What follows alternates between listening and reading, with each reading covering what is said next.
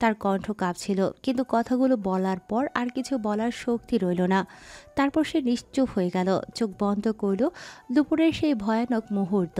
চোখ বন্ধ করতেই মনের পর্দায় স্পষ্ট হয়ে উঠল সেই দৃশ্য, যা আজ দুপুরে ঘটেছিল।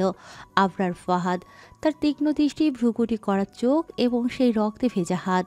আতিয়া এখন স্পষ্ট শুনতে পাচ্ছে তার তিক্ত কঠিন হৃদয় বিদারক সেই শব্দগুলো, যেগুলো এক এক করে যেন ছুরি হয়ে তার হৃদয়ে চিরে দিয়েছে। প্রতিটি শব্দ আতিয়ার বুকে বাজছিল। কিন্তু তারপর মিসেস মোহনের কণ্ঠ, একটা ধ্বনি, একটা চূড়ান্ত সত্যের স্বীকৃতি।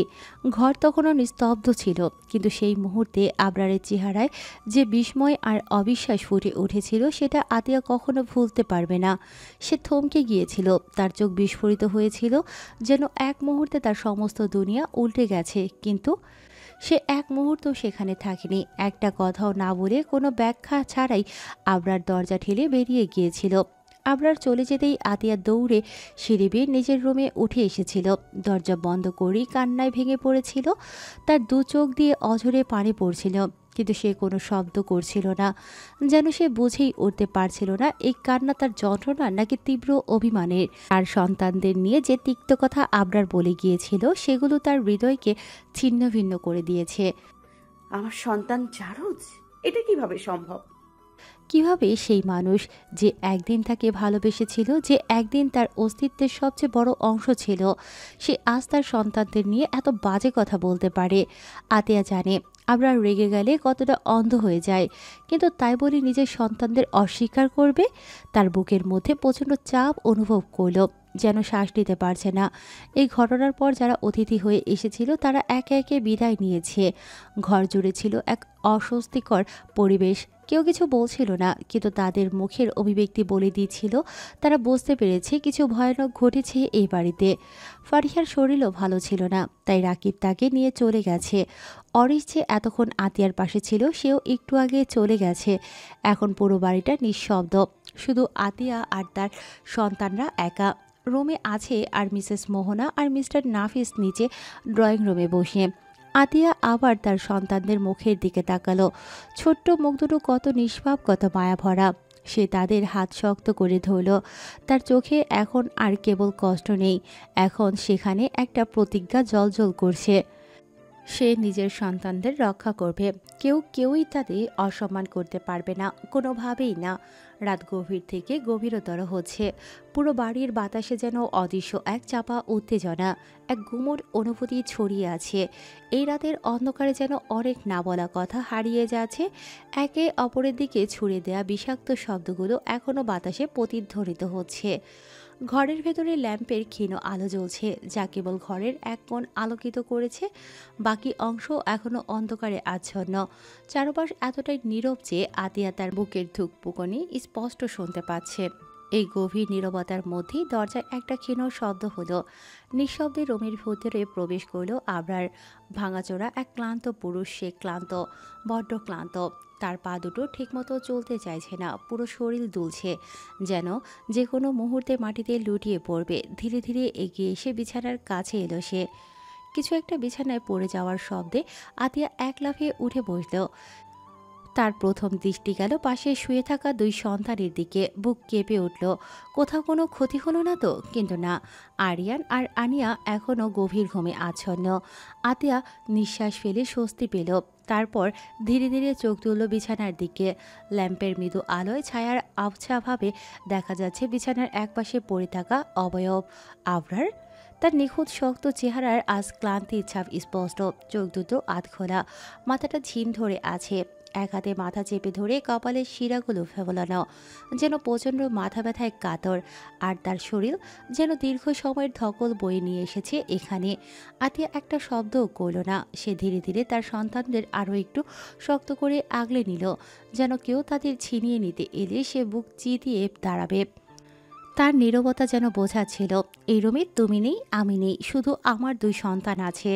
আবরার ধীরে ধীরে চোখ খুলল। আলো ঝাপসা লাগছে, মাথার মধ্যে এক অজানা শূন্যতা তৈরি হচ্ছে। সে এক পাশ ফিরে শুলো, আর তখনই তার চোখ আটকে গেল। একজন মা তার সন্তানদের শক্ত করে আঁকড়ে ধরে শুয়ে আছে।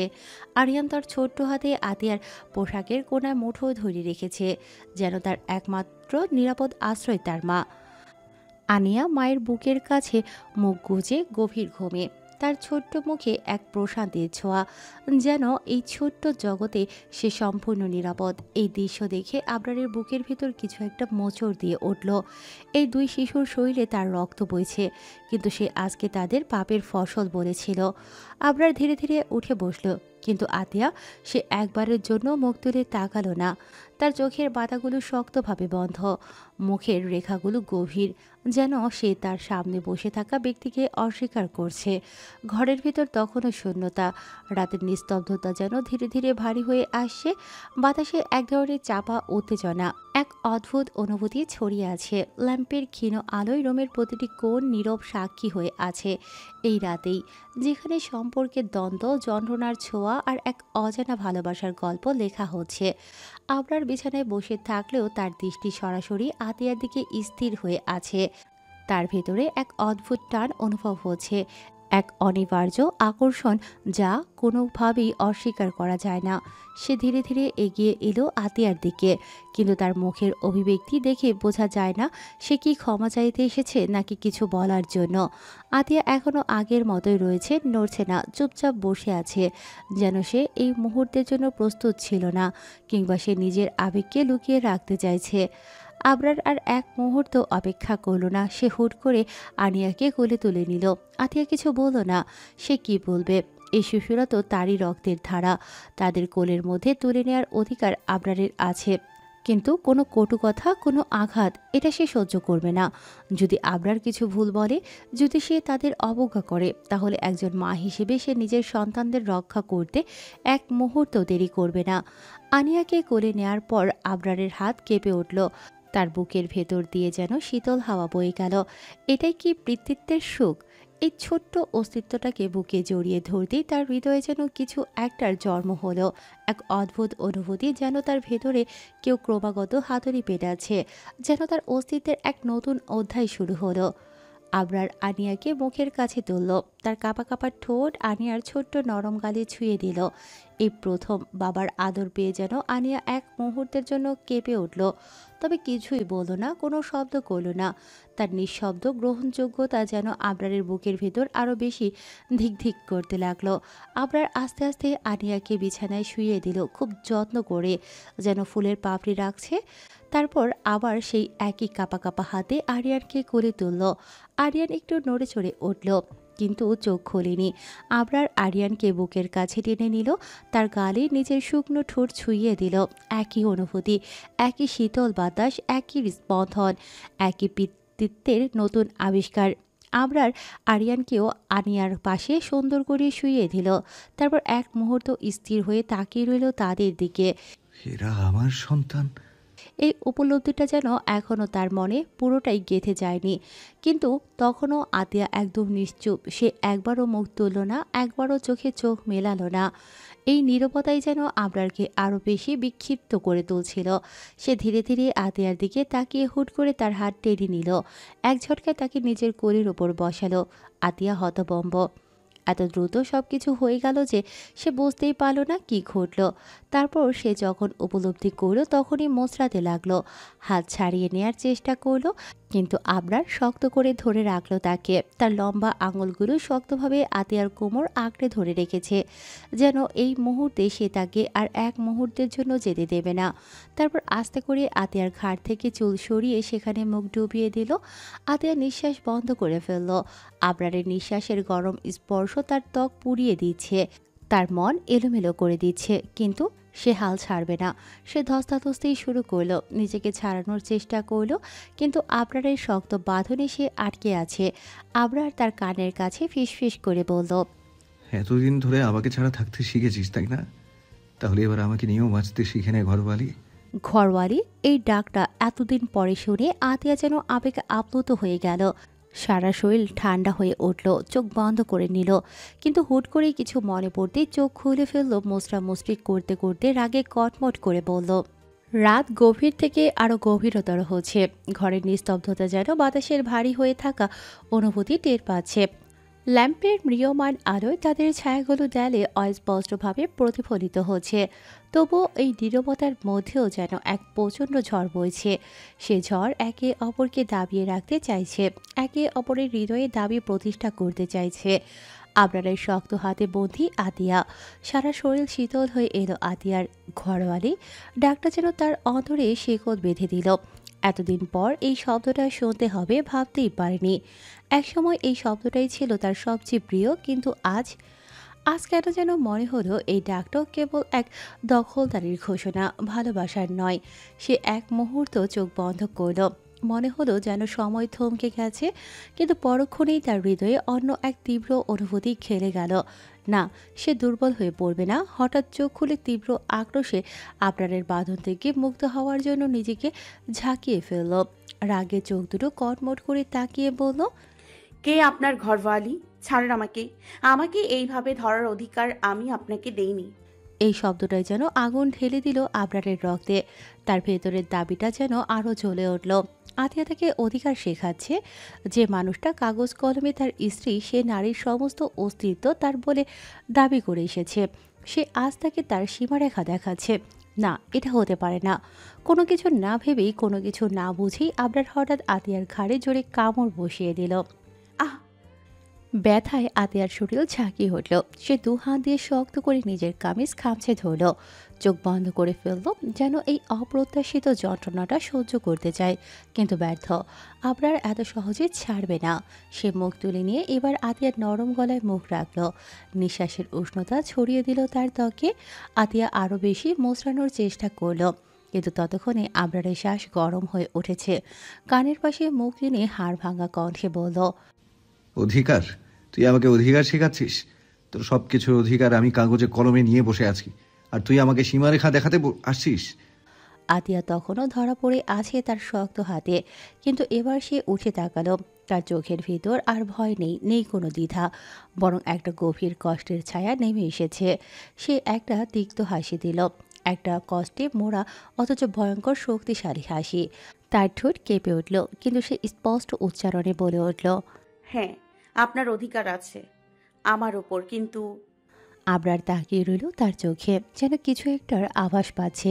আতিয়া এবার ধীর কিন্তু দৃঢ় কণ্ঠে বলল, আপনার অধিকার কেবল আমার দেহের ওপর। আমার মনের রাজা হওয়ার অধিকার আপনি এখনো পাননি।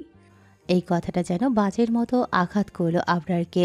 আবরারের শরীরের প্রতিটি পেশি রাগে শক্ত হয়ে উঠেছে। আতিয়ার কথাগুলো যেন তার অন্তরে গণগণে আগুনের মতো জ্বলসে উঠছে। সে আতিয়ার কোমল নরম হাতটা হঠাৎ করে এমনভাবে মুচড়ে ধরল যে আতিয়া ব্যথায় শিউরে উঠল, কিন্তু তবুও সে কোনো আর্তনাদ করল না। কেবল তার চোখের কোণে টলমল করতে লাগলো এক ফোঁটা জল। আবরার দাঁতে দাঁত চেপে গর্জনের মতো গলায় বলল, তাহলে তোর কথার মানে দাঁড়ায় আমি তোকে জোর করে ছুঁয়ে, আমি তোর সম্মতি ছাড়া কিছু করছি? আতিয়া ব্যথায় মুখে কোনো শব্দ তুলতে পারছিল না। বুকের ভেতরটা যেন চিৎকার করছিল, কিন্তু সে তা চেপে রাখল। অবশেষ বহু কষ্টে ফিসফিস করে বলল, জোর করে কেন করবেন আপনি?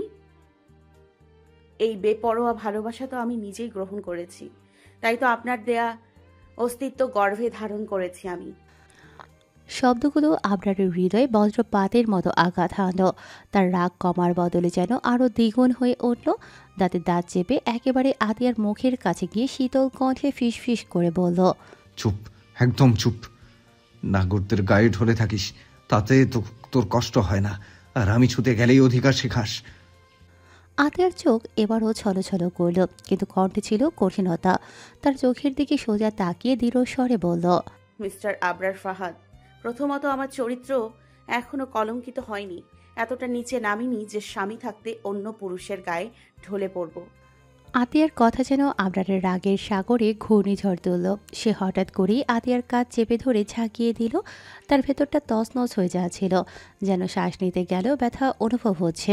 সে হঠাৎ করেই আতিয়াকে আরও কাছে টেনে নিল, এতটাই শক্ত করে যে আতিয়ার ব্যথায় শিউরে উঠল। তার ঠোঁটের ফাঁক গলে বেরিয়ে এলো বিষাক্ত কথা, স্বামী থাকতে পরপুরুষের গায়ে ঢলে পড়িস, আবার বলছিস তোর চরিত্র ফুলের মতো পবিত্র? আমার দেখা কি তবে ভুল ছিল? আমি তো ভালো করেই দেখেছি সেই দিন শত্রুর সাথে কেমন চেপে ধরেছিলি নিজেকে। আমি যদি ঠিক সময় না আসতাম হয়তো বেডেও চলে যেতিস। লজ্জা করে না? যারা আমার ক্ষতি করতে চায় তাদের সাথে বেডে যাস, আবার স্বামী স্বামী মারাস। কথাগুলো যেন বিষাক্ত তীরের মতো বিঁধে গেল আতিয়ার মনে। সে চোখ বন্ধ করল, যেন তার চোখের সামনে সেদিনের ঘটনাগুলো ভেসে উঠছে। আবরার তার চোখে যে দৃশ্য দেখেছিল তা কি আসলে পুরো সত্যি ছিল? তারপর আতিয়া চোখ খুলল। এবার তার দৃষ্টিতে আর কোনো কান্না নেই, নেই কোনো যন্ত্রণার প্রকাশ, কেবল এক ধরনের নিঃশেষিত ক্লান্তি। একটা অভিমান ধীর কণ্ঠে বলল, আপনার চোখের দেখা সবসময় সত্যি হয় না আপনার। আমি চেয়েছিলাম আপনাকে সব জানাবো, চেয়েছিলাম প্রমাণ করতে যে আপনার চোখে যা ধরা পড়েছে তা একটু সত্যি নয়, কিন্তু এখন এখন সেই ইচ্ছেটাই মরে গেছে। একটু থেমে এক নিঃশ্বাসে সে আরও বলল, আমি যার প্রেমে পড়েছিলাম সে আপনি ছিলেন না। আমার নির্জীব মানুষ হারিয়ে গেছে আমাকে একা ফেলে রেখে। যে আবরার আমাকে আগলে রাখতো, যে আবরার আমাকে বিশ্বাস করত, সে এখন এই কক্ষে নেই। আবরার আর সহ্য করতে পারছিল না, তার সারা শরীর জ্বলে যাচ্ছিল। আতিয়ার ঠান্ডা অথচ শক্তিশালী কথা যেন তার অহংকারের আঘাত করছিল। সে হঠাৎ করেই আতিয়াকে এক ঝটকায় নিজের কোল থেকে ফেলে দিল। আতিয়া ভারসাম্য রাখতে না পেরে হুমড়ি খেয়ে মাটিতে পড়ে গেল। ব্যথা পেলেও একটুও আর্তনাদ করল না, একটুও কাঁদল না। আবরার এক মুহূর্তেও দাঁড়ালো না, তীব্র কণ্ঠে বলল, তোর এই ন্যাকামো আর কষ্টের অভিনয় তোর নাগরদের কাছে গিয়ে করবি। আমাকে এসব নাটকীয় কথা বলে ফাঁসানোর চেষ্টা করিস না। আতিয়া কিছুই বলল না, শুধু এক ঝাপসা দৃষ্টিতে তাকিয়ে রইল তার স্বামীর দিকে। তার ঠোঁটের কোণে এক টুকরো ক্লান্ত হাসি খেলে গেল, কিন্তু সেটা ব্যঙ্গের ছিল নাকি হাহাকার মেশানো তা বোঝা গেল না। আবরার ধীর পায়ে এগিয়ে গেল আরিয়ান আর আনিয়ার দিকে। তার চোখে তখনও আগুন, কিন্তু যখন সে তাদের দিকে তাকালো সেই আগুন যেন একটু নিভে এলো। সে খুব আস্তে করে আদরে ভালোবাসায় একবার করে দুজনের কপালে চুমু খেলো, তারপর একবার শুধু ঘুরে তাকালো আতিয়ার দিকে। কিন্তু আতিয়া ততক্ষণে মুখ ফিরিয়ে নিয়েছে। আবরার এক মুহূর্ত দাঁড়িয়ে থেকে গভীর একটা নিঃশ্বাস নিল, তারপর দরজা খুলে বেরিয়ে গেল। ঘরের ভেতরে যেন শূন্যতা নেমে এলো। আতিয়া ধীরে ধীরে উঠে বসলো, তার চোখের দৃষ্টি শূন্যে আটকে রইল। সেই আবরার যে একসময় তার ছিল, আজ সেই আবরারই তার সবচেয়ে বড় শত্রু হয়ে গেছে। একটা নিঃশব্দ দীর্ঘশ্বাস পড়ে রইল নিস্তব্ধ ঘরে। অন্ধকার পরিকল্পনার সূচনা। রাতের নিস্তব্ধতা ভেঙে ছাদের উপরে এক নিঃশ্বাসে ধোঁয়ার কুণ্ডলি ভেসে উঠল। আবরার ঠোঁটের ফাঁকে থাকা সিগারেটটা নিঃশেষ হতে চলেছে, কিন্তু তার ভেতরে জমে থাকা অগ্নি যেন আরও বেড়ে উঠছে। সে চোখ বন্ধ করে এক গভীর টান দিল, তারপর ধীরে ধীরে ধোঁয়া ছেড়ে দিয়ে চোখ খুলল। আকাশের দিকে তাকিয়ে একটা বিদ্রুপের হাসি ফুটে উঠল তার ঠোঁটে। আমার দেখা ভুল প্রমাণিত করবে? কি মজার কথা! এতদিন ধরে যা বিশ্বাস করে এসেছি সেটাকে ভুল বলে উড়িয়ে দিতে চায়। কিন্তু আমি কি এতটাই বোকা যে সেই নাটক বিশ্বাস করব? সে আবারও এক টান দিল সিগারেটে। এবার তার দৃষ্টি কেমন যেন অন্ধকার হয়ে এলো, তার হাতের আঙুলগুলো শক্ত হয়ে উঠল। আমার সন্তানদের জন্য তো কিছু করতে পারলাম না, কিন্তু আর একজনকে ঠিকই ঘুম পাড়িয়ে দিতে পারবো, একেবারে সুন্দরভাবে চিরদিনের জন্য।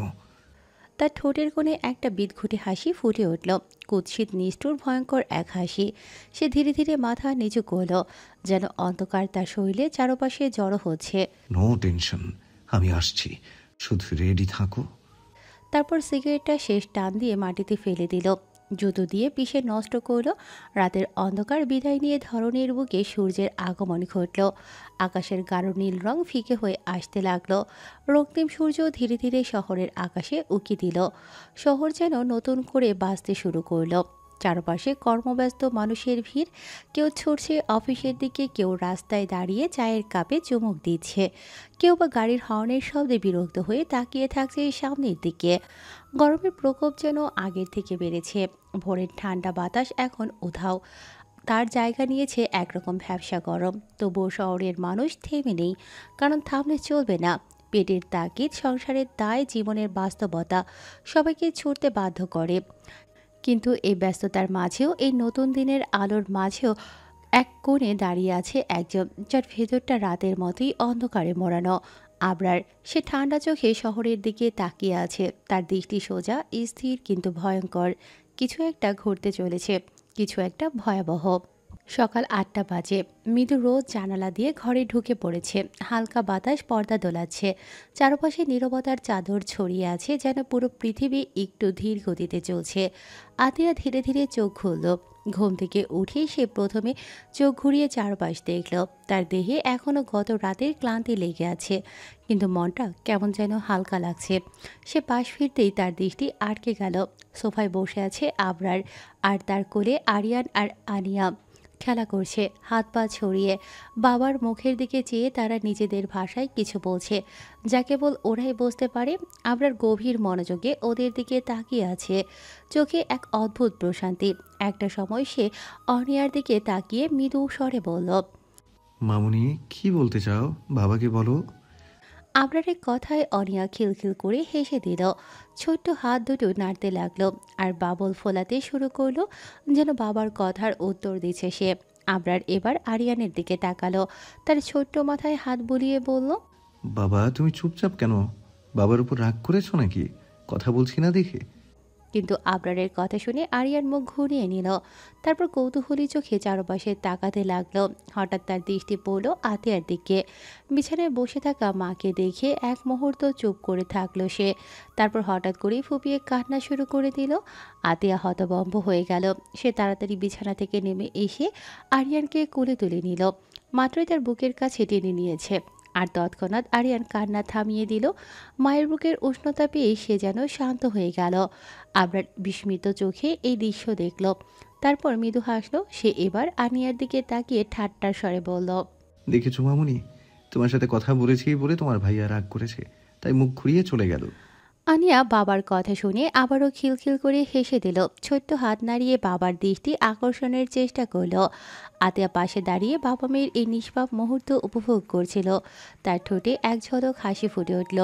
আরিয়ান মায়ের মুখে সেই হাসি দেখেই যেন সংক্রামিত হলো। সেও খিলখিল করে হেসে দিল। আবরার এবার ভ্রু কুঁচকে তাকালো আরিয়ানের দিকে। এতক্ষণ আমি জোকার সেজে কথা বলছিলাম, তখন আমার দিকে তাকাওনি। আর যেই মা হাসলো, অমনি তুমিও হেসে দিলে। আমার কথায় হাসতে পারলা না বেটা? আতিয়া মুখ চেপে হাসলো। আবরারের মুখের অভিব্যক্তি এতটাই মজার লাগছিল যে হাসি আটকানো দায় হয়ে যাচ্ছিল তার জন্য। এদিকে অনিয়া যেন বাবার মনোভাব বুঝতে পেরেছে, তাই এবার হাত পা ছড়ে বাবাকে আরও খুশি করার চেষ্টা করলো। আবরার এবার অনিয়াকে কোলে তুলে নিল আর ধীরে পায়ে সিঁড়ির দিকে হাঁটা দিল। আতিয়াও আরিয়ানকে কোলে নিয়ে পিছু পিছু নেমে এলো। নিচে নেমে এসে আবরার সোফায় গিয়ে বসলো। অনিয়াকে নিজের কোলে বসিয়ে তার ছোট আঙুল ধরে খেলতে লাগলো। আতিয়া আরিয়ানকে নিয়ে ড্রয়িং রুমে রাখা দোলনায় শুইয়ে দিল, যাতে সে আরাম করে শুয়ে থাকতে পারে। তারপর সে নিজের জন্য একটা ছোট্ট সময় বের করে নিল। বাথরুমে গিয়ে ফ্রেশ হতে ঢুকে পড়ল। অন্যদিকে আবরার কফির কাপ হাতে নিয়ে সোফায় হেলান দিয়ে বসলো আর চোখ ঘুরিয়ে তার পরিবারকে দেখল। এই ছোট ছোট মুহূর্তগুলোর মধ্যেই যেন এক অদ্ভুত প্রশান্তি লুকিয়ে আছে। একটা যুদ্ধের মধ্য থেকেও এই সামান্য সময়ের মধ্যে যেন সুখের ছোঁয়া লেগে আছে। আবরার আনিয়াকে আলতো করে বিছানায় শুইয়ে দিল। ছোট্ট শরীরটা তোষকের কোমল স্পর্শ পেয়ে আরাম করে শুয়ে রইল, মুখে এক শান্তির ছাপ।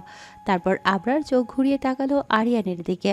ছোট্ট ছেলেটা তখনও তার গাল ফুলিয়ে দোলনায় শুয়ে আছে, যেন বাবার প্রতি প্রচণ্ড অভিমান করে আছে। আবরার মুচকি হেসে কপালে ভাঁজ ফেলে বলল, তুই আমার ছেলে হয়ে তোর মাকে বেশি ভালোবাসিস, আমার কোল থেকে নেমে গেলি? খুব অন্যায় হচ্ছে কিন্তু। আরিয়ান কিছু না বলে হাত পা ছড়তে লাগলো, যেন বাবার কথায় সায় দিচ্ছে না। আবরার এবার চোখ কুঁচকে গম্ভীর ভঙ্গিতে বলল, কি ব্যাপার, মারবি নাকি আমাকে? এভাবে হাত পা ছুটছিস কেন? দেখ, তোর মা ভালো ঠিক আছে, কিন্তু আমার চেয়ে বেশি ভালো না, তাই আমাকে বেশি বেশি ভালোবাসবি, ঠিক আছে তো?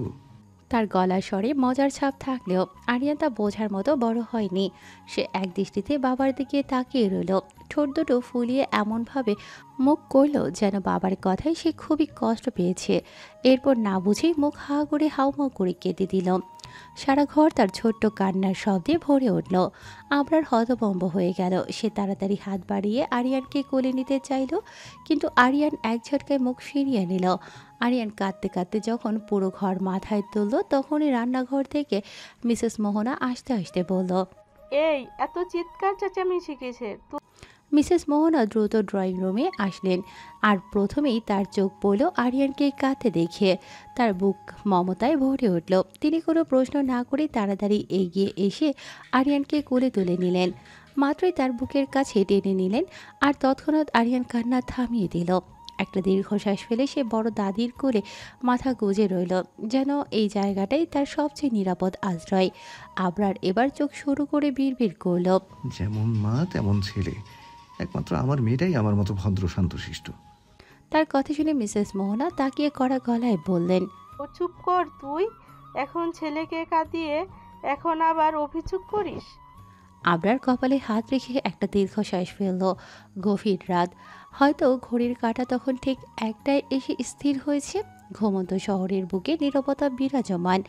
স্ট্রিট লাইটের মৃদু আলোয় এয়ারপোর্টের রানওয়ে আলোকিত, কিন্তু রাতের নীরবতা ভেঙে হঠাৎই সেখানে নেমে আসে একটি বিশাল বহুল ফ্লাইটটি ছিল লন্ডন থেকে আসা, কিন্তু সাধারণ যাত্রীদের জন্য নয়। এর প্রতিটি সিট, প্রতিটি করিডোর যেন সুনিপুণভাবে বাছাই করা নিরাপত্তার চাদরে মোড়ানো। প্লেনের দরজা খুলতেই প্রথমে বেরিয়ে এলো 10 জন কালো পোশাক পরা বলিষ্ঠ দেহী মানুষ। তাদের প্রত্যেকের হাতে AK-47 বা আধুনিক সাইলেন্সার লাগানো পিস্তল, চোখে কালো সানগ্লাস, মুখে কঠিন অভিব্যক্তি, যেন পৃথিবীর কোনো কিছুই তাদের ভীতি ধরাতে পারে না। তারা প্লেন থেকে নেমেই চারপাশে চোখ বুলিয়ে নিল, যেন কোনো বিপদ লার্কিং করে আছে কিনা তা নিশ্চিন্ত হতে চায়। এরপর নিজেদের মধ্যে ইশারায় কিছু আদান প্রদান করে দুভাগে ভাগ হয়ে গেল। একদল সামনে, অন্য দল পেছনে। সবাই নিস্তব্ধ হয়ে অপেক্ষা করছিল। এরপর ধীর স্থির পায়ে প্লেনে সিঁড়ি বেয়ে নিচে নামলো এক ব্যক্তিত্ব, যার উপস্থিতি রাতের নিস্তব্ধতাকেও শীতল করে দিল। তিনি আর কেউ নন, মিস্টার আনোয়ার। পরনে নিখুঁতভাবে ছাটা দামি ব্ল্যাক স্যুট, চকচকে কালো লেদার শু আর চোখে কালো সানগ্লাস। মাথার চুলগুলো নিখুঁতভাবে আঁচড়ানো, গায়ে এক প্রকার রাজকীয় অভিজাত্যের ছাপ। তিনি বয়সের ভারে নুইয়ে পড়েননি, বরং এখনও তার চেহারায় এক অদ্ভুত দীপ্তি, যেন অভিজ্ঞতা আর ক্ষমতার এক অদ্ভুত মিশ্রণ। তার প্রতিটি পদক্ষেপ হিসেব করা, প্রতিটি শ্বাস প্রশ্বাসে যেন নিয়ন্ত্রণ আর শৃঙ্খলার ছাপ স্পষ্ট। তার পেছন পেছন প্লেন থেকে নেমে এলো আরও 10 জন কালো পোশাকধারী বডিগার্ড, যারা চারপাশে এমনভাবে ছড়িয়ে গেল যেন একে একে বিশাল এক মানব ঢাল তৈরি করেছে। কেউ যেন এতটুকু ফাঁক দিয়ে ভেতরে প্রবেশ করতে না পারে। মিস্টার আনোয়ার একবার চারপাশে চোখ বুলিয়ে নিলেন, যেন এই নিস্তব্ধ শহরেও কিছু লুকিয়ে আছে কিনা তা বুঝতে চাইছেন। এরপর তিনি তার ডান পাশে দাঁড়িয়ে থাকা অ্যাসিস্ট্যান্ট নিলয়ের দিকে তাকিয়ে বললেন, হোটেলে যাওয়ার ব্যবস্থা করেছিস তো? নিলয় বিন্দুমাত্র সময় নষ্ট না করে সম্মানিত ভঙ্গিতে মাথা নত করল এবং বলল, এয়ারপোর্টের ঠিক সামনে সাজানো ছিল পরপর 8টি বিলাসবহুল কালো SUV। গাড়িগুলো এক লাইনে দাঁড়ানো, যেন সামরিক বাহিনীর কুচকাওয়াজ। প্রতিটি গাড়ির কাজ কালো রঙের, যার ভেতরে কেউ দেখতে পারবে না। প্রথম 2 গাড়ি ছিল স্কাউটিং ইউনিট, যারা আগে আগে গিয়ে পথ পরিষ্কার করবে। মাঝখানে 2টি গাড়ি ছিল মিস্টার আনোয়ার ও তার ব্যক্তিগত বডিগার্ডদের জন্য। শেষের 4টি ছিল ব্যাকআপ টিম, কোনো সমস্যা হলে তারা প্রথমেই ঝাঁপিয়ে পড়বে। সিকিউরিটি টিম ইশারায় সিগন্যাল দিল আর সবাই দ্রুত গাড়ির দরজা খুলে ভেতরে উঠে পড়ল। মিস্টার আনোয়ার নিঃশব্দে নিজের জন্য নির্ধারিত গাড়ির পেছনের সিটে গিয়ে বসলেন। তার পাশে বসল নিলয়, সামনে ড্রাইভার আর 2 জন গার্ড। গাড়ির দরজা বন্ধ হওয়ার সঙ্গে সঙ্গে ইঞ্জিন গর্জে উঠল আর পুরো বহরটি নিঃশব্দে এক অজানা গন্তব্যের উদ্দেশ্যে রওনা দিল। গাড়িগুলো শহরের ব্যস্ত এলাকা এড়িয়ে নির্জন রাস্তা ধরে এগিয়ে চলল। এই শহরের প্রতিটি ইট পাথর জানে মিস্টার আনোয়ার শুধু বেড়াতে আসেননি, কিছু একটা ঘটবে। রাতের আধার চিরে সেই কালো গাড়িগুলো অজানা পথে হারিয়ে গেল, কিন্তু এক অদ্ভুত অস্থিরতা রেখে গেল বাতাসে, যেন এই শহর, এই রাত, সবাই এক অজানা ঝড়ের অপেক্ষায় রয়েছে। সূর্যের সোনালি আলো যখন জানালার পর্দা ছুঁয়ে ঘরের ভেতরে প্রবেশ করছিল, তখন ধীরে ধীরে চোখ মেলল ফারিহা। আজকের সকালটা ছিল অন্যরকম। আজ তার জীবনের সবচেয়ে গুরুত্বপূর্ণ দিনগুলোর একটি। আজ তার পেট উঠবে। সেই ছোট্টবেলা থেকে স্বপ্ন দেখছিল এই দিনটির, যখন তার কোলে আসবে এক টুকরো পরিপূর্ণ সুখ, ভালোবাসার এক নতুন রূপ। আজ সেই স্বপ্ন সত্যি হতে যাচ্ছে। ফারিহা যখন ধীরে ধীরে বিছানা থেকে উঠে বসছিল, তখন পাশেই দাঁড়িয়েছিল তার স্বামী রাকিব, চোখে এক অদ্ভুত মায়া আর উত্তেজনার ছাপ। ফারিহা, কেমন লাগছে? রাকিবের কণ্ঠে চিন্তা আর ভালোবাসার মিশ্রণ ছিল স্পষ্ট। ফারিহা একটু হাসলো, যদিও মুখে ক্লান্তির ছাপ ছিল। ভালো আছি, তবে একটু নার্ভাস লাগছে। রাকিব তখন তার হাত ধরে বলল, আমার রাজকুমার সব ঠিক মতো সামনে নেবে। আমি জানি তুমি সবচেয়ে শক্তিশালী। সকালের প্রথম আলোয় রাকিব সব প্রস্তুতি সেরে ফেলল। ফারিহাকে আস্তে আস্তে গাড়িতে তুলল, আর পরিবারের সবাই আশেপাশে ভিড় করেছিল শুভকামনা জানানোর জন্য। গাড়ি হসপিটালের দিকে এগিয়ে চলল, আর ফারিহা জানালার বাইরে তাকিয়ে রোদের মিষ্টি আভা দেখছিল। মনে হচ্ছিল প্রকৃতিও যেন আজ তার জন্য আশীর্বাদ দিল। সময়ের পর সময় কেটে যাচ্ছিল। হাসপাতালের করিডোরে রাকিবের পায়চারি যেন থামছিলই না। তার হৃৎপিণ্ড ক্রমশ দ্রুত গতিতে ধুকপুক করছিল। তারপর হঠাৎ করেই এক মুহূর্তে সব বদলে গেল। একটি শিশুর কান্নার শব্দ বাতাসে ভেসে উঠল। সেই মুহূর্তে রাকিবের চোখ জলে ভরে উঠল। তার হৃদয়ে যেন এক অদ্ভুত প্রশান্তি নেমে এলো। ডক্টর বাইরে এসে বললেন, অভিনন্দন রাকিব সাহেব, আপনি একটা ফুটফুটে পুত্র সন্তানের বাবা হয়েছেন। রাকিব দৌড়ে ভেতরে গেল। ফারিহা ক্লান্ত মুখে শুয়ে আছে, কিন্তু তার মুখে এক প্রশান্তির হাসি। তার বুকে ছোট্ট শরীরটা নিবিড়ভাবে জড়িয়ে আছে তার সন্তান। রাকিব সন্তানের ছোট আঙুল স্পর্শ করতেই শিশুটি যেন অনুভব করল তার বাবার স্পর্শ। ছোট্ট হাতে মুঠো বন্ধ করে রাকিবের আঙুল ধরল।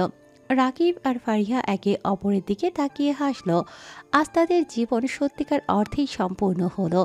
আজ ফারিহার বেন উঠল, আর পৃথিবীতে এলো ভালোবাসার এক নতুন রূপ, তাদের ছেলে। এই ছোট্ট মানুষটি তবে তাদের ভালোবাসার এক অনন্য সাক্ষী, তাদের জীবনের নতুন গল্পের শুরু। হাসপাতালের বাতাসে তখনও শিশুর কান্নার মিষ্টি সুর ভাসছে। ফারিহা ক্লান্ত হলেও চোখে মুখে প্রশান্তি লেগে আছে। তার বুকে নিবিড়ভাবে জড়িয়ে আছে তার সন্তান। পাশে বসে আছে রাকিব, যার চোখে আনন্দের ছটা স্পষ্ট। ঠিক তখনই কক্ষের দরজা ধীরে ধীরে কড়া নাড়ল কেউ। আমি কি ভেতরে আসতে পারি? সুবর্ণ রোদ মেখে হাসি মুখে দাঁড়িয়ে আছে আতিয়া। ফারিহা চোখ তুলে তাকাতেই আতিয়াকে দেখে উজ্জ্বল হয়ে উঠল। জানো তুই এসেছিস? ফারিহার কণ্ঠে বিস্ময় আর আনন্দ একসঙ্গে মিশে গেল। আমার প্রাণভোমরা রাজপুত্র হয়েছে আর আমি আসবো না, তাই হয় নাকি?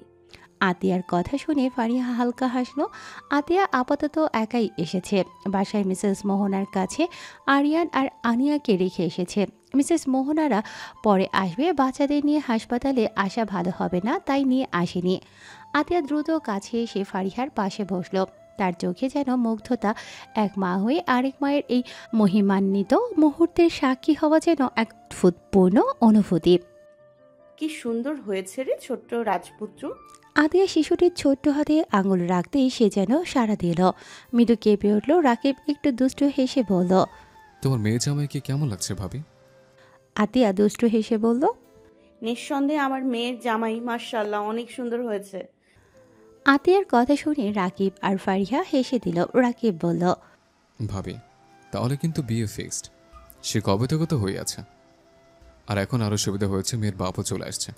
বিয়েতে কোনো ঝুঁকি হবে না, কি বলো ভাবি? আতিয়া ও সেভাবে বলল, অবশ্যই অবশ্যই, আমি ওই কিউট সুইট ছোট্ট গুলুমুলু আমার মেয়ের জামাইকে আমি নিয়ে যেতে চাই। রাকিব গর্বের সাথে বলল, অবশ্যই, আমি আমার বৌমাকে ঘরে আনবো। আতিয়া হেসে দিল, সাথে ফারিয়া মৃদু হাসল। সত্যি আমার জীবনের সবচেয়ে বড় পাওয়া এখন এই ছোট্ট মানুষটা। আতিয়া শিশুটিকে আদর করে বলল, তুমি জানো ছোট্ট বেবি, তোমার মা এক অসাধারণ মানুষ। সে তোমার জন্য কতটা কষ্ট করেছে তুমি একদিন বড় হয়ে বুঝবে। ফারিয়ার চোখে অশ্রু জমে উঠল। আতিয়া তার হাতটা শক্ত করে ধরল। তুই পারবি প্রাণভোমরা, এখন থেকে এই ছোট্ট মানুষটার জন্য তোকে আরো বেশি শক্ত হতে হবে। ফারিহা চোখ মুছে বলল, তুইও তো মা হয়েছিস জানো, এই ছোট প্রান্তের দেখলেই মাতৃত্বের আসল সৌন্দর্য বোঝা যায়। আতিয়া মৃদু হাসল, কিন্তু চোখের গভীরে যেন এক চাপা বেদনার ছায়া। পরিত্যক্ত বাড়ির ভেতরে গমগমে নীরবতা। দেয়াল জোড়া স্যাঁতস্যাঁতে দাগ, জানালার পর্দাহীন ফ্রেম দিয়ে ভেতরে আসা চাঁদের আলোয় ঘরটাকে আরও বেশি ভৌতিক লাগছিল। একটা মৃদু বাতাস ঘরের ভেতরে ঢুকে ধুলোর আস্তরণ উড়িয়ে নিয়ে গেল। ঠিক তখনই ভারী বুটের গম্ভীর শব্দ তুলে দরজা খুলে গেল। ধীর অথচ দৃঢ় পদক্ষেপে ভেতরে ঢুকলো আবরার ফাহাদ। ঠান্ডা চোখে চারপাশ পর্যবেক্ষণ করলো একবার, তারপর এক চিলতে হাসি ঠোঁটে এঁকে সামনে রাখা কাঠের চেয়ারে বসলো। ঘরের কোনায় একটা ম্লান আলোয় নিচে বসে থাকা মানুষটা একটু নড়ে চড়ে বসলো, কিন্তু তার চোখে ভয় বা বিস্ময় কিছুই নেই। স্বাগতম শ্বশুরাব্বা। আবরার হাতের দস্তানা খুলে টেবিলের ওপর রাখলো, তারপর মৃদু গলায় বলল, শ্বশুরাব্বা মিষ্টি খেয়েছেন? সাদমান খান ভ্রু কুঁচকে তাকালো। আবরার চোখ শুরু করে তাকিয়ে এক ধাক্কায় চেয়ারের পেছনে হেলে গেল, তারপর শীতল স্বরে বলল, আপনার নাতি নাতনি হয়েছে, এই আনন্দের খবরে এখনো মিষ্টি খাননি? সাদমান মুহূর্তের জন্য থমকে গেল। নাতি নাতনি? এমনকি হাজারো অপরাধের বোঝা মাথায় নিয়েও সে আতিয়াকে নিজের প্রাণের চেয়ে বেশি ভালোবাসে। আতিয়া তার একমাত্র মেয়ে, তার জীবনের আলো, তার অস্তিত্বের শেষ চিহ্ন। এখন সেই আতিয়ার সন্তানের জন্ম হয়েছে। সাদমান চোখ বন্ধ করল, যেন নিজেকে সামলাতে চাইছে।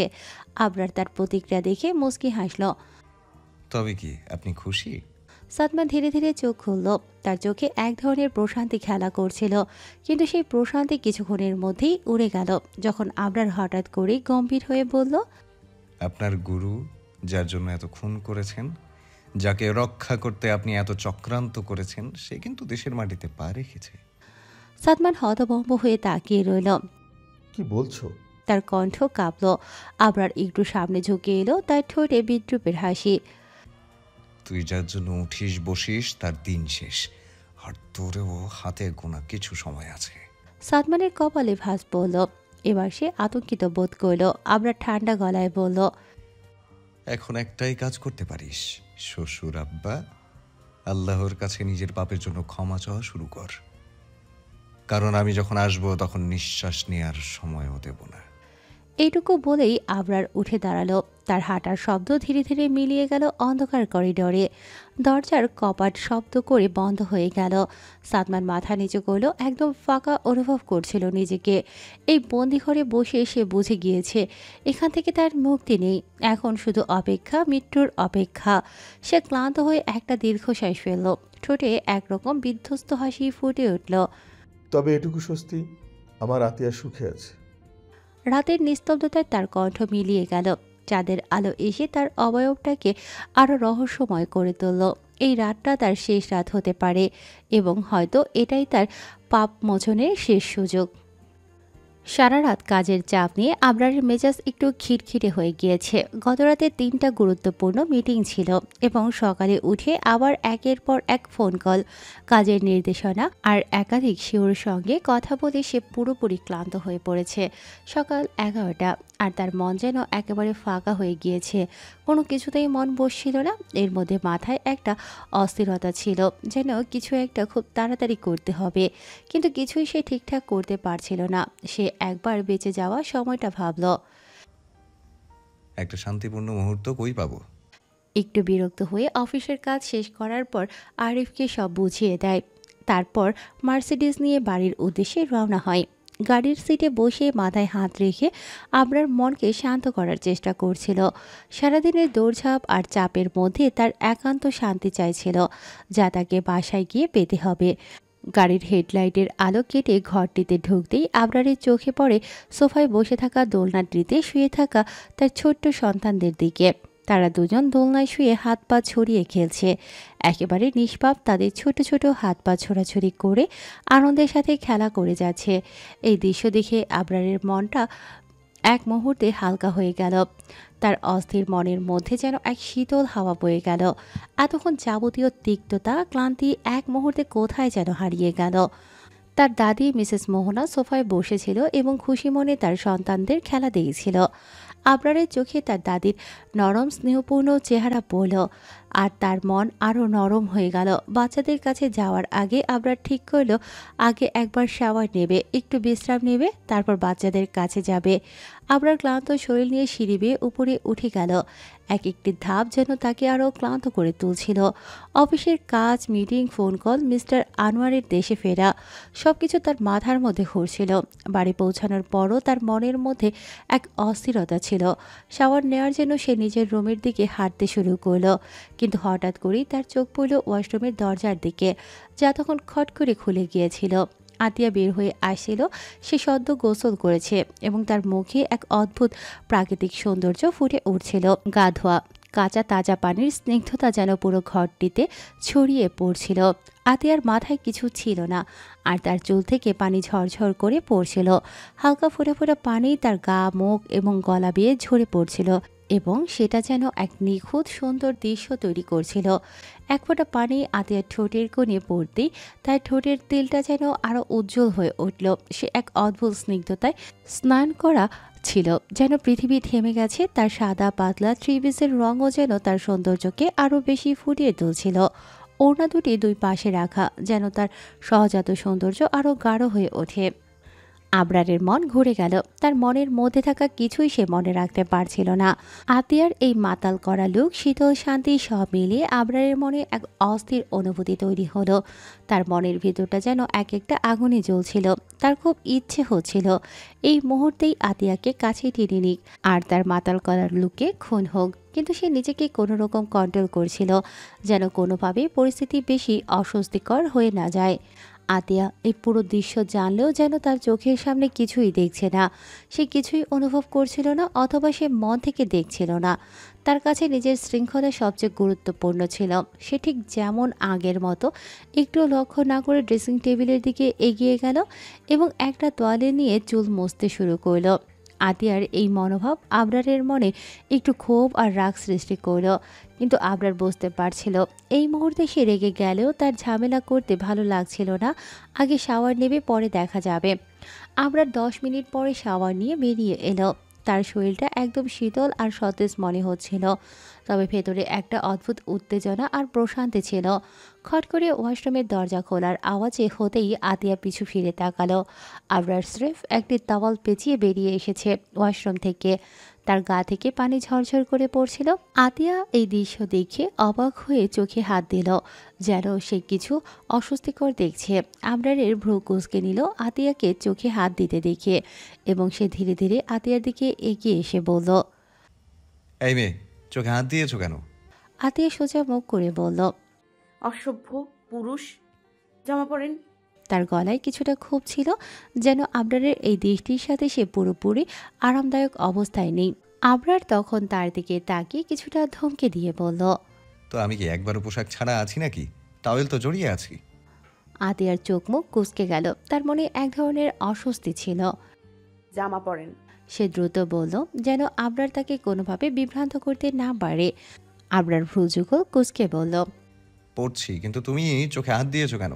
এমন ভাব করছো যেন কখনো দেখোনি।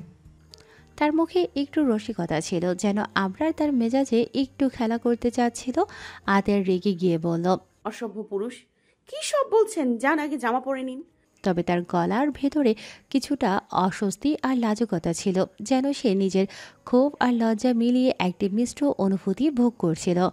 আবরার দুষ্ট হেসে বলল, আরে চোখ খোলো, আমি জামা পরেছি। আতিয়া আবরারের কথা শুনে চোখ থেকে হাত সরিয়ে আবরারের দিকে তাকাতেই দেখল সে এখনও তাওয়াল পরেই আছে। আতিয়া এবার পিছু ঘুরে চলে যেতে নিলেই আবরার হুট করে আতিয়ার হাত চেপে ধরে। আকস্মিক এমন হওয়ায় আতিয়া হতভম্ব হয়ে গেল। আবরার আতিয়াকে নিয়ে দেয়ালে চেপে ধরল। এত জোরেই চেপে ধরেছে যে আতিয়া হাত নাড়াতেই পারছে না। আবরার আতিয়ার দিকে একটু ঝুঁকে হিসিয়ে বলল, লজ্জা পাচ্ছেন ম্যাডাম? লজ্জার কি আছে? যা দেখার আগেই তো দেখে ফেলেছেন। সমস্যা নেই, আবারও দেখাচ্ছি এখন। তাহলে লজ্জার একদম লোডশেডিং হয়ে যাবে। আবরারের এমন লজ্জাজনক কথা শুনে আতিয়ার কান থেকে ধোঁয়া বেরোচ্ছে। সে চোখ বন্ধ করে বলল, চুপ করুন অসভ্য পুরুষ, মুখে লাগাম টানেন। আবরার এবার আতিয়াকে বলল, আরে চোখ বন্ধ করছো কেন? এইদিকে তাকাও, তাহলে দেখবে লজ্জা একদম কেটে গেছে। বলে এক হাত তাওয়ালে দিতেই আতিয়ার অন্য হাত হালকা করে ধরতেই আতিয়া সর্বশক্তি দিয়ে নিজের হাত ছাড়িয়ে নিয়ে দৌড়ে বেরিয়ে গেল রুম থেকে। আতিয়াকে এভাবে দৌড়াতে দেখে আবরার হো হো করে হেসে দিল। তারপর কাভার থেকে নিজের পোশাক বাহির করে পরে নিল। চুল সেট আপ করে নিচে যাওয়ার উদ্দেশ্যে রওনা হলো। আবরার ফোন স্ক্রল করতে করতে সিঁড়ি বেয়ে নিচে নামছে। ডাইনিং রুমে সোফার মিসেস মোহনা বসে আছে, আর বাচ্চারা ঘুমিয়ে পড়েছে দোলনায়। আতিয়া রান্নাঘরে গিয়েছে। আবরার ফোন স্ক্রল করতে করতে নিচে নেমে আসলো। ডাইনিং রুমে যেতেই হুট করেই সদর দরজার বাইরে মেন গেট দিয়ে একটি গাড়ির হর্ন বাজিয়ে ভেতরে প্রবেশ করলো। আবরার ফোন থেকে চোখ সরিয়ে বাইরে তাকালো। গাড়িটি থেকে এক মহিলা ও তার স্বামী হাতে দুটি ব্যাগ নিয়ে নামলো। এর কিছুক্ষণের মধ্যেই তাদের সাথে একজন তরুণী নামলো।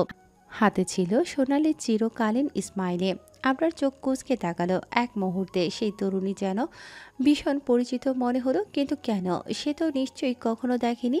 তরুণীটির মুখের হাসিটা একেবারে অন্যরকম, এক ধরনের নৃশংস উল্লাস তার মাঝে লুকানো। তার পোশাকটা বেশ স্টাইলিশ, স্যুট আর স্কার্ফের মধ্যে সে যেন একটি শক্তিশালী ব্যক্তিত্বের প্রকাশ করছিল। তরুণীটি সাবলীলভাবে এগিয়ে এসে অল্প কিছু সময়ের মধ্যে আবরারকে জড়িয়ে ধরল। তারপর বলল, আসসালামু আলাইকুম আবরার। আমাকে হয়তো চিনতে পারোনি, আমি তোমার খালাতো বোন সোহিনী। আবরার প্রথমে এই আশ্চর্য হয়ে গেল। হুট করে একটা মেয়ে এসে তাকে জড়িয়ে ধরল। এটা মাথায় গেঁথে যেতেই তার মাথা রাগে 100-তে 100 হয়ে গেল। সে সোহিনীকে ধাক্কা মেরে নিচ থেকে সরিয়ে দিল। ধাক্কা খেয়ে সোহিনী একটু দূরে সরে গেল। তবুও সে কিছু বলল না, বরং মুচকি হাসল। তারপর আবরার নিজের শাহাদাত আঙুল সোহিনীর দিকে তাক করে বলল, খালাতো বোন ভালো, বাট আমাকে জড়িয়ে ধরার সাহস তোমাকে কে দিয়েছে? আমার থেকে দূরে থাকবে, তাতে তোমার ভালো হবে। Mind it. আবরারের হুমকি স্বরূপ কথা শুনে সোহিনী হাসল। সে বলল, আবরার, এইটা কোনো ব্যাপার? আমেরিকাতে তো সবাই এইভাবেই স্বাগত জানায়। আবরার ঠান্ডা স্বরে হুমকির মতো করে বলল, এটা তোমার আমেরিকা না, এটা বাংলাদেশে এসেছো। থাকো কয়দিন, থেকে আবার যেখান থেকে এসেছো সেখানে চলে যাও, বাট এইভাবে জড়িয়ে ধরার দুঃসাহস যেন আর না হয়। দেশে এসেছি কেন জিজ্ঞেস করলে না তো আবরার? প্রথমত আমি তোমার বড় ভাইয়া বলে ডাকবে, আর কেন এসেছো তা আমার জানার বিষয়ও না, আর না দেখার। আগেই বলেছি এসেছো, থাকো, থেকে চলে যাও। আবরারের কথা শুনে সোহিনী রহস্যময়ী কণ্ঠে বলল, যাবো তো চলি, কিন্তু একা না, সাথে আরও একজনকে নিয়ে যাব। আবরার ঠোঁটের কোণে হালকা বাঁকা হাসি ফুটিয়ে তুলল। তার চোখের গভীরতা আরও গাঢ় হলো। গলায় নিষ্পৃহ কিন্তু চ্যালেঞ্জ ছুড়ে দেওয়ার মতো স্বর। নিয়ে যা যদি পারিস। সোহিনী এবার কপালে ভাঁজ ফেলে তাকালো আবরারের দিকে। গলার স্বর যেন কৌতূহলে মাখা। মানে? আবরার ঠান্ডা অথচ দৃঢ় স্বরে বলল, দ্বিতীয়বার প্রশ্ন করার অধিকার আমি তোকে দেইনি। সোহিনী এবার সত্যি থমকে গেল। আবরার যেন ধাপে ধাপে তার ধৈর্যের পরীক্ষা নিচ্ছে। এর মধ্যেই সদর দরজা দিয়ে প্রবেশ করল মিসেস জোনাকি ও মিস্টার তানজিল। সোহিনীর বাবা মা মিসেস জোনাকি আবরারকে দেখে এক ঝলক আনন্দে উজ্জ্বল হয়ে উঠল। মুখে উষ্ণ হাসি ফুটিয়ে এগিয়ে এলো তার দিকে। আবরার, আব্বু কেমন আছিস বাবা? তুই তো দেখছি অনেক বড় হয়ে গিয়েছিস। আবরার বিরক্তিকর দৃষ্টিতে তাকালো, যেন এই কথাগুলো শোনার ধৈর্য তার নেই। চোখের দৃষ্টি আরও শীতল হয়ে গেল। ঠোঁট শক্তভাবে চেপে বলল, তো কি আজীবন ছোট থাকবো নাকি? এখন তো বাচ্চা কাচ্চা মানুষ করব, সেখানে আপনি আমাকে ছোট বলছেন? মিসেস জোনাকি এক মুহূর্তের জন্য থমকে গেলেন। তার মুখে হাসি মিলিয়ে গেল। মুখে অস্পষ্ট শব্দ করে বলল, না মানে ওই আর কি। কিন্তু আবরার আর কোনো কথা বলল না। ঠান্ডা দৃষ্টিতে একবার তাকিয়ে নিয়ে নির্লিপ্তভাবে ডাইনিং রুমের দিকে পা বাড়ালো। তার গাম্ভীর্যপূর্ণ চলাফেরা দেখে সোহিনী, মিসেস জোনাকি এবং মিস্টার তানজির হতবিহ্বল হয়ে গেলেন। তারা জানতেন আবরার চুপচাপ স্বভাবের, অপ্রয়োজনে কারোর সঙ্গে কথা বলে না, কিন্তু এতটা গম্ভীর, এতটা কঠোর যে হয়ে গেছে এটা তারা ভাবতেও পারেনি।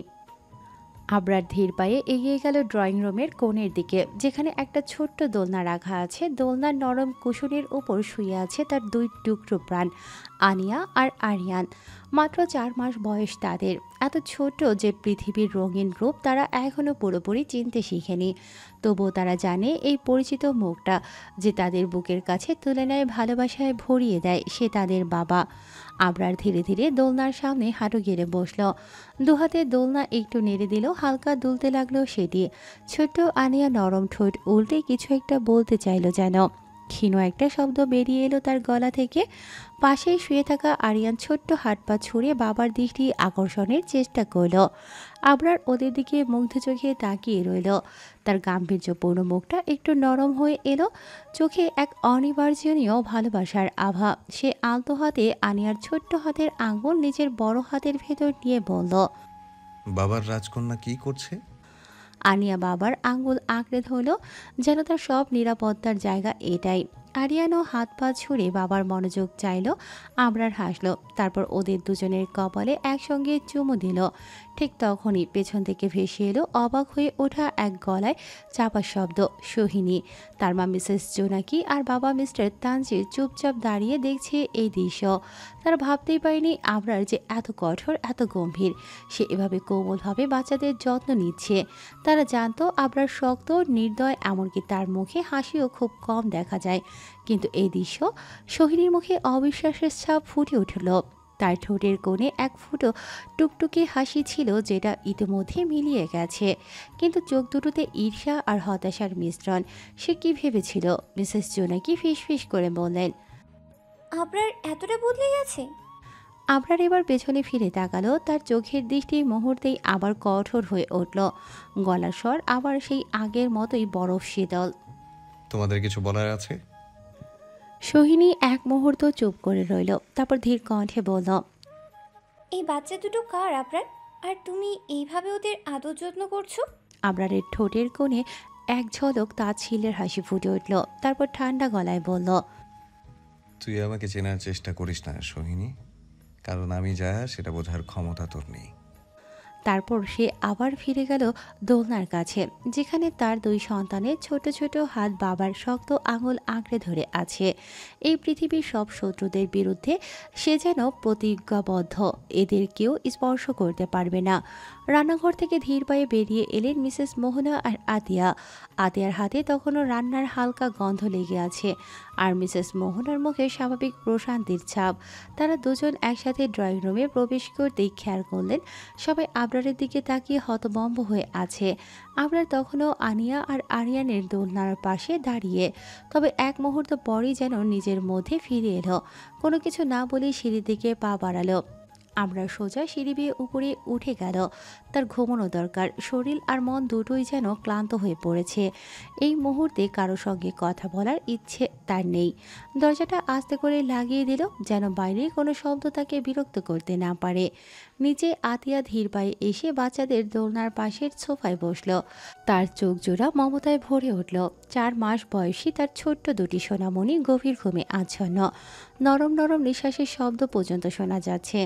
আতিয়া হাত বাড়িয়ে আনিয়ার কপালে আলতো করে হাত বুলিয়ে দিল, যেন ছোট্ট রাজকন্যাকে স্বপ্নের জগতে আরও নিরাপদ রাখতে চায়। এদিকে মিসেস মোহনা এবার চোখ ঘুরিয়ে দেখলেন সোহিনী আর তার বাবা মাকে। সঙ্গে সঙ্গে উজ্জ্বল হয়ে উঠল তার মুখ।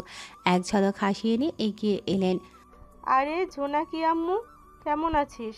তার কণ্ঠে আন্তরিক উষ্ণতা, যেন বহুদিন পর প্রিয়জনকে দেখে আনন্দে মন ভরে গেছে। মিসেস জোনাকিও হাসি মুখে জবাব দিলেন। মিস্টার তানজিরও এগিয়ে এসে বললেন, আমি ভালো আছি খালা, তুমি কেমন আছো? মিসেস মোহনা স্মিত হেসে বললেন, খালা, তোমাকে দেখে খুব ভালো লাগছে। অনেক বছর পর দেখা হলো, তাই না? হ্যাঁ, সত্যি অনেক বছর হয়ে গেল। এরপর তার দৃষ্টি পড়ল সোহিনীর দিকে। এক ঝলক দেখে যেন মুগ্ধ হয়ে গেলেন। তার নরম কাঁপা কাঁপা হাত বাড়িয়ে সোহিনীর থুতনিতে আলতো করে স্পর্শ করলেন। আমার সুহিনী দাদু ভাই যে অনেক বড় হয়ে গেছে, দেখতো মাশাল্লাহ কত সুন্দর হয়েছে, একদম পরীর মতো। নিজের প্রশংসা শুনে সোহিনী মুচকি হেসে ফেলল। তার চোখে এক ধরনের আত্মতৃপ্তির ঝলক দেখা দিল। এরপর একটু খুনসুটি করেই বলল, বিয়ে করতে হবে তো। যদি মাশাল্লাহ না হয় তাহলে কি পাত্তা দেবে এসে আমাকে? মিসেস মোহনা হেসে ফেললেন। তার চোখে কৌতূহল খেলে গেল। আরে তাই নাকি? তো বল দেখি, কে আমার সেই নাজ্জামাই? সোহিনী একটু রহস্যময়ভাবে হাসল, তারপর এক চোখ টিপে বলল, আছে একজন, যে খুব কাছের আপনজন। মিসেস মোহনা ভ্রু কুঁচকে তাকালেন, যেন ভাবছেন কে হতে পারে। তাই নাকি? কে সে, বল না। সোহিনী মুখে কিছু না বলে হাসল, আর এই রহস্যটা যেন আরো ঘনীভূত হলো। এদিকে মিসেস মোহনা এবার মিসেস জোনাকি আর মিস্টার তানজিরের দিকে ফিরে বললেন, তোরা থাকবি তো এখানে? মিসেস জোনাকি একটু হেসে মাথা কাত করে বললেন, হ্যাঁ খালা, আমরা থাকবো। মেন কথা সোহিনীর বিয়ে দেব এইবার, তাই তো আশা। মিসেস মোহনার চোখ এক মুহূর্তের জন্য বিস্ময়ে বড় হয়ে গেল। তারপর হাসি মুখে বললেন, আহা, তা বেশ তো, এখন যা, আগে ফ্রেশ হয়ে নে, খাওয়া দাওয়া করো, তারপর ধীরে সুস্থে কথা বলবো। হ্যাঁ। মিসেস জোনাকি আর মিস্টার তানজির মাথা নাড়িয়ে রাজি হলেন। তারা নিচের গেস্ট রুমের দিকে চলে গেলেন। সত্যি তাদের এখন একটু বিশ্রাম দরকার। সোহিনী কিন্তু এক জায়গায় দাঁড়িয়ে রইল। তার চোখের কোণে আছে একটু অন্যরকম ঝিলিক। বিয়ের কথাটা উঠতেই তার মনে আবার সেই আপনজনের কথা ঘুরে ফিরে আসছে, কিন্তু সে চুপ করে থাকলো, কারণ এই যুদ্ধটা তাকে একাই চালিয়ে যেতে হবে। আতিয়া তখনও সোফায় বসে আছে। আনিয়া আর আরিয়ানের দোলনাগুলো আস্তে আস্তে দুলছে, আর তার মন পড়ে আছে সন্তানদের দিকে। কিন্তু চারপাশের পরিবেশ যে ঘন ঘটা অস্বাভাবিক হয়ে উঠছে, সেটা বুঝতে তার দেরি হলো না। সে গোল গোল চোখে একবার মিসেস মোহনার দিকে তাকালো, একবার সোহিনীর দিকে। তার মনে নানা প্রশ্ন ঘুরপাক খাচ্ছে। এরা কারা? হঠাৎ এলো কেন?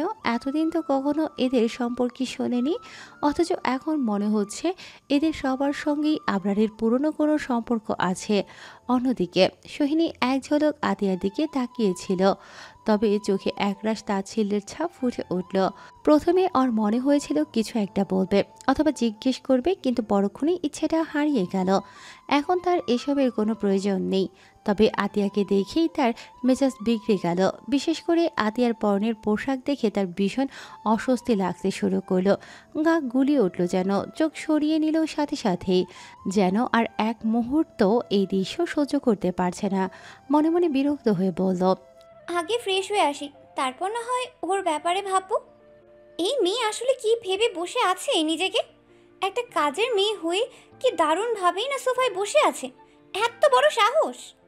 নিজের ক্ষোভ চেপে রেখে সোহিনী মিসেস মোহনার দিকে তাকিয়ে বলল, দাদি, আমি একটু রেস্ট নেব, এত জার্নি করে আসছি, একটু বিশ্রাম দরকার। মিসেস মোহনা স্নেহভরা কণ্ঠে বললেন, হ্যাঁ দাদু ভাই, যাও, উপরের গেস্ট রুমটা তোমার, ফ্রেশ হয়ে একটু ঘুমিয়ে নাও, তারপর দেখা হবে। সোহিনী মাথা নাড়িয়ে উপরে ওঠার জন্য পা বাড়ালো। সিঁড়ি বেয়ে ধীরে ধীরে উঠতে লাগলো সে। প্রতিটি ধাপে যেন তার রাগ এক ধাপ করে বাড়তে লাগলো। গেস্ট রুমে ঢুকে দরজা বন্ধ করলো সে।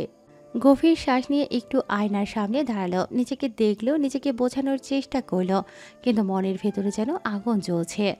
এভাবে তো আর চলতে দেওয়া যাবে না, আমি কিছুতেই মেনে নেব না। আমি যা চাই সেটা আমি নিয়েই ছাড়বো। বাইরে তখন নীরবতা। এক দেয়ালের ওপারেই আবরারের রুম। সোহিনী জানে সে এখন বিশ্রাম নিচ্ছে, কিন্তু খুব শীঘ্রই তাকে এই বিশ্রাম থেকে জাগাতে হবে। একটা বড় ঝড় আসে, আর সেই ঝড়ের কেন্দ্রবিন্দুতে থাকবে সে নিজেই। সোহিনী ধীরে ধীরে আয়নার সামনে এগিয়ে গেল। ঠোঁটের কোণে এক অদ্ভুত হাসি ফুটে উঠল, যেন নিজের মধ্যেই সে এক গভীর ষড়যন্ত্র আড়ছে। তুমি ভেবেছো তুমি সুখে থাকবে? থাকবে, সেটা আমার সাথেই, তাই তো? যদি আমার না হন, তাহলে কি আমিও এত সহজে কি তোমাকে ছেড়ে দেব? সে নিজের চুল সোজা করে আয়নার দিকে তাকালো। চোখের ভাষা বদলে গেছে। আগের মায়াবী দৃষ্টি আর নেই, বরং সেখানে এক ধরনের আগুন জ্বলছে। তারপর হঠাৎই ফোনটা হাতে তুলে নিল, দ্রুত স্ক্রিনে কারো নাম টাইপ করলো, তারপর মেসেজ পাঠিয়ে দিল, আমার সাহায্য দরকার, আপনার কাছে কি সময় আছে? প্রত্যুত্তর আসতে দেরি হলো না। স্ক্রিনে ভেসে উঠল মাত্র দুটি শব্দ, সর্বদা প্রস্তুত। সোহিনী ফোনটা বন্ধ করে ধীরে ধীরে একটা দীর্ঘশ্বাস ফেলল। এরপর একবার দরজার দিকে তাকিয়ে রুমের জানালার পর্দা সরিয়ে দিল। বাইরে তখন প্রখর দুপুর। সূর্যের তীব্র আলো চারিপাশকে ঝলসে দিচ্ছে, যেন আকাশের উজ্জ্বল আভা তার মনের অস্থিরতার সঙ্গেই মিশে গেছে। ঝড় আসবে খুব শীঘ্রই, আর সেটার জন্যই আমি পুরোপুরি তৈরি। সবার চলে যাওয়ার পর আতিয়া চুপচাপ বসে রইল। ঘর জুড়ে এক অদ্ভুত নীরবতা নেমে এসেছে। আনিয়া আর আরিয়ান দোলনায় মিষ্টি ঘুমে বিভোর। তাদের ছোট ছোট নরম হাত দুটো বুকের কাছে এনে রেখেছে, মুখে এক প্রশান্তির ছাপ। তাদের দিকে তাকিয়ে আতিয়ার ঠোঁটের কোণে মায়াবী হাসি ফুটে উঠল, কিন্তু মনের মধ্যে কৌতূহল যেন তাকে ছাড়ছে না। সোহিনী, জোনাকি, তানজির, এরা আসলে কারা? কেন আগে কখনো দেখেনি? কেমন করে এতদিন তারা দূরে ছিল? মনের অস্থিরতা আর কৌতূহল নিয়ে সে মিসেস মোহনাকে জিজ্ঞাসা করল। মিসেস মোহনা তার পাশে এসে স্নেহমাখা হাত আতিয়ার মাথায় বুলিয়ে দিলেন। তার চোখে যেন এক গভীর স্মৃতির ছায়া ফুটে উঠল। দাদুমণি, ওই যে জোনাকি, ও হলো তোর শাশুড়ি, মানে আবরারের আম্মু, চাচাতো বোন। আর সুহানি হলো জোনাকির মেয়ে। এক হিসেবে ও আবরারের খালা হয়, যদিও চাচাতো বোন। আর সুহানি হলো আবরারের খালাতো বোন, বুঝেছিস? আতিয়া অবাক হয়ে শুনল। একটা মুহূর্তের জন্য সবকিছু বিশ্লেষণ করতে চেষ্টা করলো, তারপর ধীরে ধীরে মাথা নাড়ল, যেন বুঝতে পেরেছে। কিন্তু মনে আরো একটা প্রশ্ন জেগে উঠল, যা না করলেই নয়। এরা এতদিন কোথায় ছিল? মিসেস মোহনা একটু নিঃশ্বাস ফেলে বললেন, এতদিন আমেরিকায় ছিল, ওদের বাবার ব্যবসা ওখানেই ছিল, তাই এত বছর দেশে আসা হয়নি। আতিয়া সংক্ষিপ্তভাবে বলল। ও আচ্ছা। কিন্তু তার মনের মধ্যে যেন আরো কিছু প্রশ্ন আটকে রইল। মিসেস মোহনা এবার ধীরে ধীরে উঠে দাঁড়ালেন। তার চোখে ক্লান্তির ছাপ থাকলেও কণ্ঠে মমতা ঝরে পড়ল। দাদুমণি তুই বস, অরু আর অনির কাছে, আমি কিচেনে যাই, ওদের খাওয়ার ব্যবস্থা করতে হবে। আতিয়া মাথা নাড়ল। আচ্ছা দাদিজান, যাও। মিসেস মোহনা রান্নাঘরের দিকে পা বাড়ালেন, আর আতিয়া চুপচাপ বসে রইল ঘরে। শুধু দোলনার মৃদু দুলুনির শব্দ।